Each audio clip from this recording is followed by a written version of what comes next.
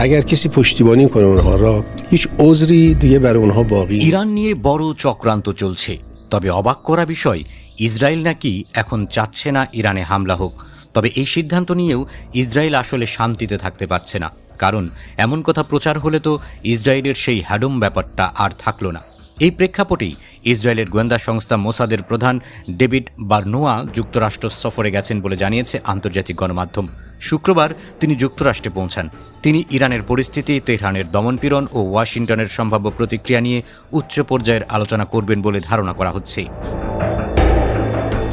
খবরে বলা হয়েছে মোসাদ প্রধানের সঙ্গে হোয়াইট হাউসের বিশেষ দূত স্টিভ উইটকফের বৈঠক হওয়ার কথা রয়েছে। যুক্তরাষ্ট্র ও ইরানের মধ্যে সরাসরি যোগাযোগ ব্যবস্থাপনায় উইটকফ গুরুত্বপূর্ণ ভূমিকা রাখছেন বলে জানা গেছে। যদিও মার্কিন প্রেসিডেন্ট ডোনাল্ড ট্রাম্পের সঙ্গে বার্নোয়ার বৈঠক হবে কিনা তা এখনও নিশ্চিত নয়। ট্রাম্প এই সময় ফ্লোরিডার মারে লাগোতে অবস্থান করবেন বলে জানা গেছে। এদিকে ইরানে গত কয়েক সপ্তাহ ধরে চলা ব্যাপক বিক্ষোভ এখন অনেকটাই স্তিমিত হয়ে এসেছে।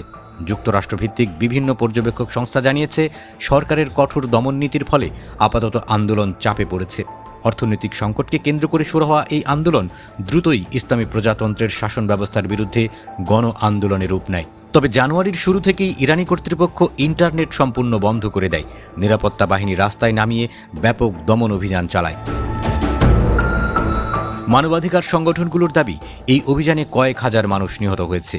নরওয়ে ভিত্তিক সংগঠন ইরান হিউম্যান রাইটস জানিয়েছে, এখন পর্যন্ত অন্তত ৩,৪০০ জন বিক্ষোভকারী নিহত হওয়ার তথ্য তারা নিশ্চিত করেছে।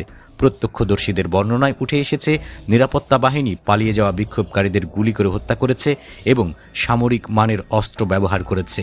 ইন্টারনেট বন্ধ থাকায় ইরানের ভেতরের পরিস্থিতি সম্পর্কে নির্ভরযোগ্য তথ্য পাওয়া কঠিন হয়ে পড়েছে।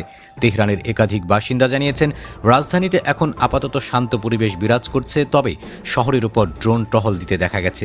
উত্তর পশ্চিমাঞ্চলের কুর্দি অধ্যুষিত এলাকায় এখনও বিচ্ছিন্ন বিক্ষোভের খবর মিলছে। এই পরিস্থিতিতে যুক্তরাষ্ট্রের সম্ভাব্য সামরিক পদক্ষেপ নিয়ে জল্পনা চললেও আপাতত সেই আশঙ্কা কিছুটা কমেছে। সৌদি আরব সহ উপসাগরীয় দেশগুলোর অনুরোধে প্রেসিডেন্ট ট্রাম্প ইরানকে আরও একবার সুযোগ দিতে রাজি হয়েছেন বলে দাবি করেছেন এক সৌদি কর্মকর্তা। তবে একই সঙ্গে মার্কিন সামরিক বাহিনী মধ্যপ্রাচ্যে অতিরিক্ত প্রতিরক্ষা ও আক্রমণাত্মক সক্ষমতা মোতায়েন করেছে বলে মার্কিন সূত্রে জানা গেছে। ইসরায়েল ও যুক্তরাষ্ট্রকে সরাসরি হামলা থেকে বিরত থাকার অনুরোধ জানিয়েছে বলে খবর প্রকাশিত হয়েছে।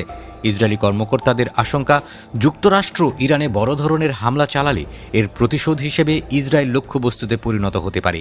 রাশিয়ার প্রেসিডেন্ট ভ্লাদিমির পুতিন এই সংকট নিরসনে কূটনৈতিক উদ্যোগের কথা বলেছেন। তিনি ইসরায়েলের প্রধানমন্ত্রী বেনিয়ামিন নেতানিয়াহু এবং ইরানের প্রেসিডেন্ট মাসুদ পেজেশকিয়ানের সঙ্গে ফোনালাপ করে পরিস্থিতি নিয়ে আলোচনা করেন। রাশিয়া মধ্যস্থতায় আগ্রহী বলেও জানানো হয়েছে।